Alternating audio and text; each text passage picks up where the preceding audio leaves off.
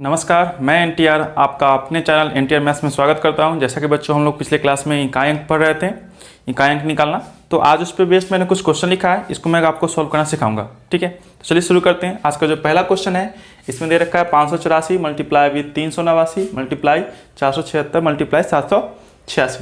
तो देखिए, अगर इसमें आपको इकाई अंक निकालने के लिए कहेगा तो सबसे पहले आपको क्या करना है कि जो भी संख्या दे रखा है बस उसको आप ना इकाई अंक पकड़ो। 4, यहाँ का इकाई अंक कितना हो जाएगा 9, यहाँ का 6 एंड लास्ट का भी 6।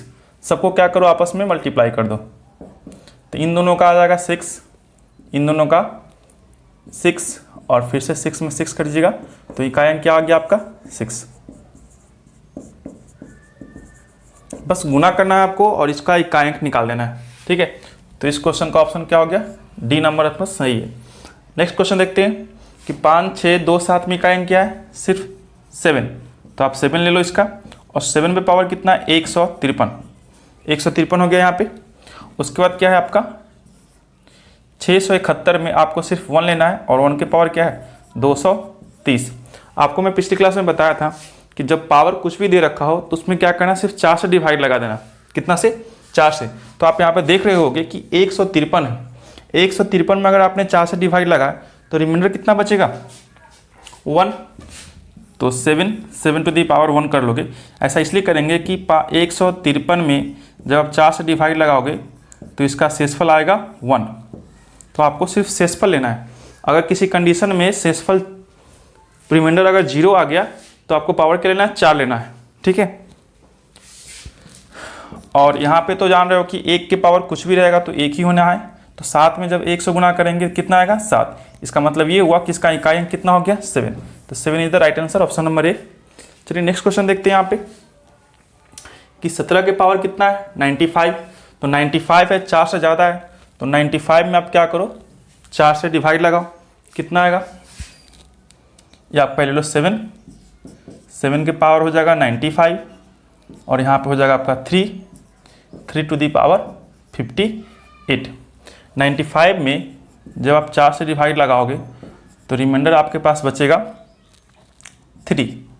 ठीक है, रिमाइंडर कितना हो गया 3, और यहाँ पे हो जाएगा आपका 7 टू दी पावर 3 माइनस में 58 में जब रिमाइंडर के लिए 4 से डिवाइड लगाओगे तो ये आपका हो जाएगा रिमाइंडर 2, यानी कि 3 टू दी पावर 2। अब 7 के पावर 3 का मतलब होता है 343, और 343 में इकाई अंक कितना होता है 3 के पावर 2 का मतलब होता है 9, जिसका रिमाइंडर कितना हो जाएगा यहाँ पे। अब 3 है, 3 छोटा है 9 बड़ा है, तो 3 में से 9 घटाएंगे तो क्या करेंगे, एक अपना में से कैरी ले लेंगे, यहाँ पे 13 कर लेंगे, 13 में से 9 जाएगा ये आपका 4 हो जाएगा। इसका मतलब इकाई अंक कितना हो गया 4, ऑप्शन नंबर सी। ठीक है, नेक्स्ट क्वेश्चन देखते हैं।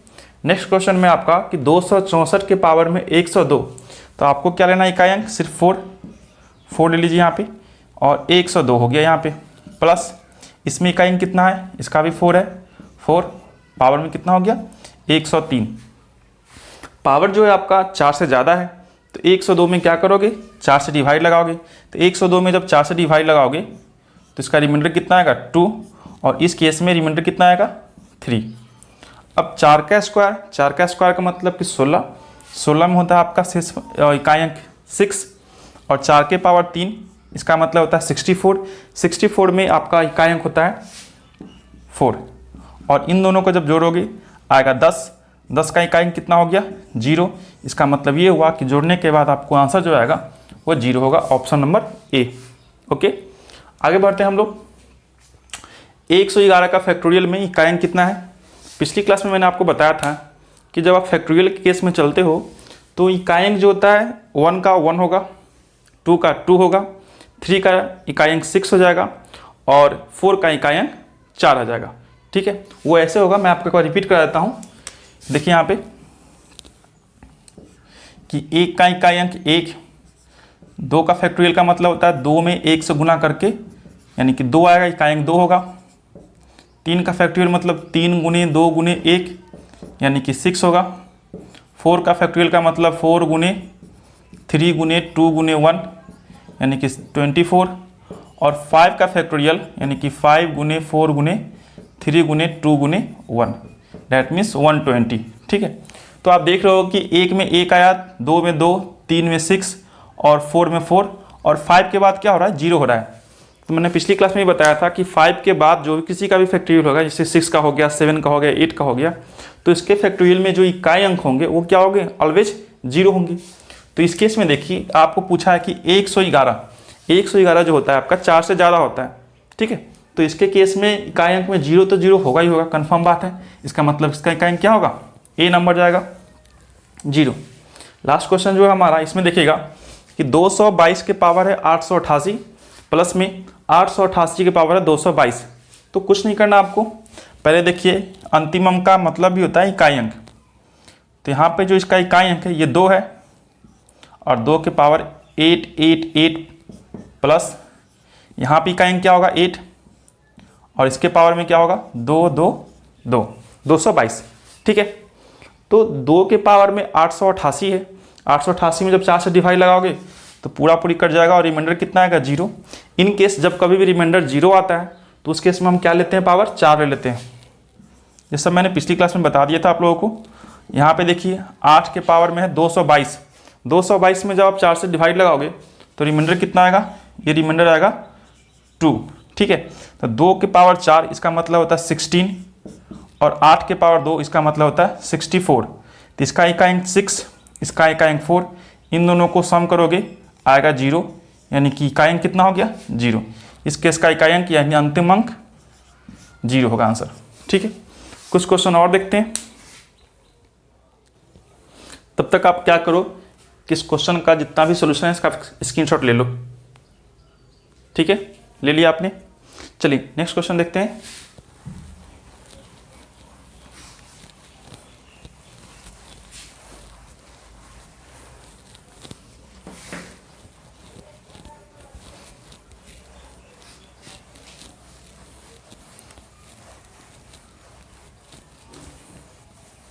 कुछ नेचुरल नंबर पे आधारित क्वेश्चन आते हैं, उससे भी कर लेते हैं हम लोग। जैसे कि कभी एग्जाम में पूछ दे आपसे, कंटिन्यू क्वेश्चन होता है लैंग्वेज वाला। इसमें क्या पूछता है आपसे कि सभी प्राकृत संख्याओं के गुणनफल में इकाई अंक क्या होगा सो बताना है आपको। ठीक है, तो इसका लगे हाथ आंसर भी देख लेते हैं हम लोग। जिन लोगों को आता है वो कमेंट करेंगे। आपको पता है कि प्राकृत संख्या क्या होता है, 1 गुना 2 गुना 3 गुना 4 और इस तरह से कंटिन्यू आगे की तरफ जाते रहता है। तो आपको पता होगा कि 4 के बाद यहाँ पे 5 भी आता है। ठीक है, और 5 में जब 4 से गुना करेंगे तो क्या आएगा 0। यहाँ कर लेते हैं हम लोग क्या, ये आपका 0 आ जाएगा। ठीक है, 20 और इसके बाद कुछ भी मल्टीप्लाई करोगे 0 छोड़ेगा नहीं जान। इसका मतलब ये हुआ कि इसका इकाई अंक जो होगा ये ऑलवेज 0 होता है। ठीक है, इकाई अंक क्या हो गया 0। तो कभी कभी एक क्वेश्चन पूछ देता है लैंग्वेज में कि बताइए कि सभी प्राकृत संख्याओं का गुणा करने पर इकाई अंक क्या होगा, तो 0। कुछ इसी से और क्वेश्चन बनाए जा सकते हैं। जैसे इसमें कह दिया कि सभी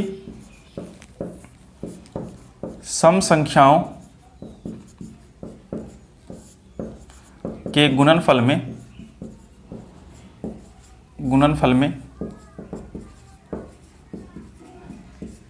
इकाई अंक क्या होगा।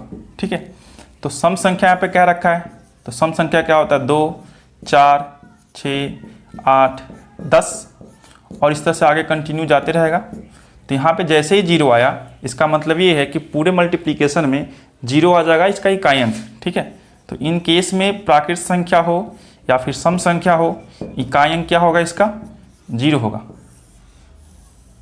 ठीक है, इकाई अंक क्या होगा 0, इस आप समझ लीजिए। एक और केस आता है जिसमें 0 होता है, उसे भी कर लेते हैं कि सभी अभाज्य को बोलते हैं हम लोग प्राइम नंबर। अभाज्य संख्याओं, सभी अभाज्य संख्याओं के गुणनफल में इकाई अंक या फिर अंतिम अंक यूनिट डिजिट या फिर लास्ट डिजिट क्या होता है।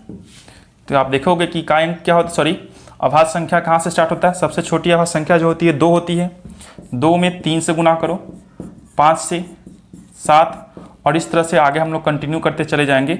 11, 13, 17, ये सारे जो होते हैं आपके प्राइम नंबर्स होते हैं, यानी कि अभाज्य संख्या होते हैं। ठीक है, तो आप देखोगे कि यहाँ पे 2 और 1 5, 2 और 5 का पेयर बन जाएगा, तो यहाँ पर 10 तो ऐसे ही हो जाएगा, और 10 में क्या आ गया इकाई अंक 0। अब 0 में किसी चीज़ से मल्टीप्लाई करेंगे, ये जब का 0 का 0 ही होगा। तो लिख दो आप कि इकाई अंक क्या हो गया इसका 0। ठीक है, इकाई अंक क्या आ गया 0। तो प्राकृत संख्या हो, सम संख्या हो, या फिर अभाज्य संख्याओं हो, ठीक है, सबको अगर गुना करेंगे तो इकाई अंक क्या आएगा हमारा 0 आ जाएगा। ठीक है, कुछ क्वेश्चन और भी होते हैं जिसमें 0 नहीं आते हैं, जैसे कि अगर आपसे ये पूछ दें यहाँ पे कि सभी विषम प्राकृत संख्याओं के विषम प्राकृत सभी विषम प्राकृत संख्याओं के सभी विषम प्राकृत संख्याओं के गुणनफल में सभी विषम प्राकृत संख्याओं के गुणनफल में इकाई अंक क्या होगा सो बताइए। तो विषम प्राकृत दे रखा है, तो विषम प्राकृत क्या होता है आपका 1, 3, 1 होता है, 3, 5, 7, 9, 11, और इस तरह से कंटिन्यू आगे जाता है। तो यहाँ पर 1 3 आ गया, और 1 3 के साथ क्या है, हर कोई क्या है विषम प्राकृत संख्या है, यानी कि विषम विषम विषम है। तो इस केस में अगर 5 को कोई सम संख्या नहीं मिलेगा तब तक वो 0 नहीं ला सकता, और विषम प्राकृत संख्या में सम संख्या 1 भी नहीं होती, यानी 2 4 6 का कोई जिक्र है ही नहीं। इसका मतलब ये हुआ कि 5 को किसी भी विषम संख्या से गुणा करोगे वो हमेशा क्या देगा 5, उसका इकाई अंक रहेगा ही रहेगा। ठीक है, जैसे यहाँ पे देख लीजिए 5 3 15 होता है, 15 में फिर इकाई अंक हो गया 5, 5 में 7 से गुना करेंगे फिर से 35, फिर से इकाई अंक 5, फिर से 5 में 9 से गुना करोगे 45, 45 में फिर से आपका इकाई अंक क्या आएगा 5 ही 5 आने वाला है। तो इस केस में क्या हो गया आपका इकाई अंक 5 हो गया।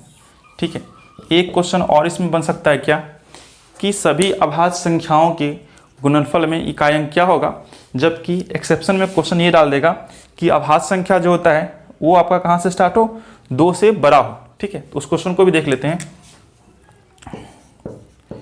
कि सभी 2 से बड़े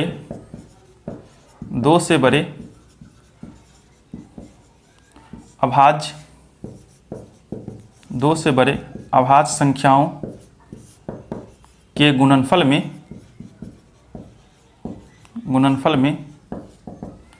इकाई अंक क्या होगा सो बता दीजिए। ठीक है, तो जब 2 से बड़े बोला है, यानी कि 2 से क्या होना चाहिए बड़ा होना चाहिए, तो अभी हमने देखा यहाँ पे कि जो हमारा अभाज्य संख्या जो स्टार्ट होती है वो 2 से स्टार्ट होता है, 2 3 5 7 इस तरह से 11 से स्टार्ट होता है।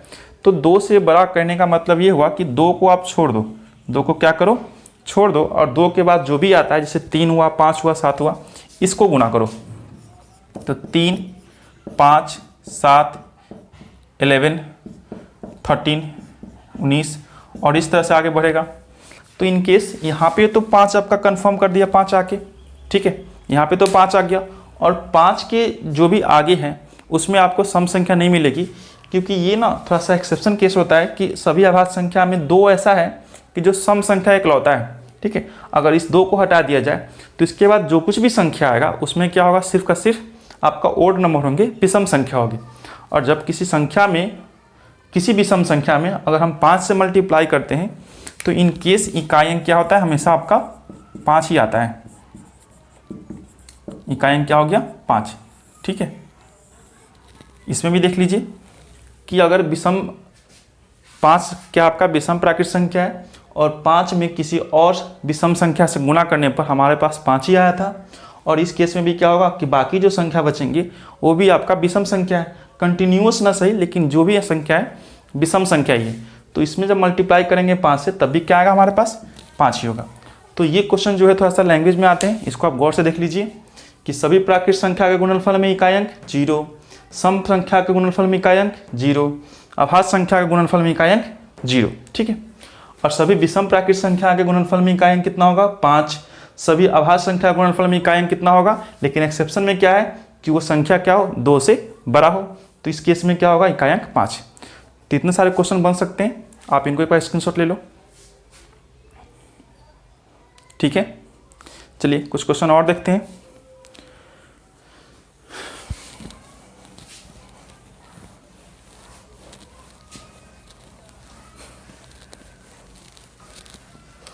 इसके बाद हम लोग इस चैप्टर के बाद हम लोग सीखेंगे शून्यकों की संख्या निकालना। ठीक है, इसमें कुछ क्वेश्चन और बच जाते हैं, इसे भी देख लेते हैं। उसके बाद आप लोगों को प्रैक्टिस करना पड़ेगा इस क्वेश्चन का। देखते हैं बच्चों कि एक क्वेश्चन मैंने यहाँ पे लिखा कि 1 गुना 2 गुना 3 गुना 4 5 6 7 8 9 और गुना 10। ठीक है, और डिवाइड में दे दिया आपको कितना 100। ठीक है, और पूछा क्या कि इसका आप इकाई अंक बता दो, इकाई अंक बता दीजिए। ठीक है, इस क्वेश्चन को कुछ ऐसे भी पूछ सकता है घुमा के आपको, यहाँ पर मैं लिख देता हूँ कि 10 का फैक्टोरियल और 10 के स्क्वायर में इकाई अंक क्या होगा।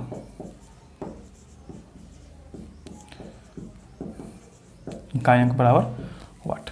ठीक है, तो आपको तो लग रहा हो कि 1 से गुना करेंगे भाई 10 तक शून्य ही शून्य आएगा और शून्य में डिवाइड करेंगे शून्य से, लेकिन ऐसा नहीं होगा। आप गौर करोगे तो यहाँ पे आपका ये 1 शून्य से 1 शून्य गया, 5 और 2 मिलके 10 होता है और 10 नीचे भी खत्म, तो ले देके कितना पड़ गया आपके पास 1 3 4 6 7 8 9। कितना आया 1 3 4 6 7 8 और 9 आ गया। ठीक है, अब यही मल्टीप्लिकेशन करने के बाद जो हमारे पास संख्या आएगी वही इसका इकाई अंक का निर्धारण करेगा। ठीक है, तो 1 में 3 से गुणा करोगे कोई फर्क नहीं पड़ने वाला, 3 का 3 ही रहेगा यहाँ पे। 3 में अगर 4 से गुणा करोगे होता है 12, और 12 में क्या होता है आपका इकाई अंक ये 2। 2 में 6 से करोगे गुणा फिर से होगा 12, 12 में फिर से इकाई अंक कितना होगा 2। 2 में फिर 7 से गुणा करोगे होगा 14 यानी 14। 14 में इकाई अंक कितना होगा 4। 4 में 8 से गुणा करोगे होगा 32।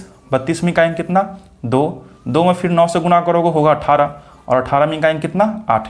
तो फाइनली क्या होगा इकाई अंक जो आपके पास आ गया वो आ गया आपके पास 8। इकाई अंक कितना आ गया 8, और इस क्वेश्चन का आंसर यही होगा। ठीक है, आशा करता हूँ मैं आपको समझा पाया हूँ। मिलते हैं नेक्स्ट वीडियो में कुछ और नए क्वेश्चन के लेके, तब तक के लिए धन्यवाद।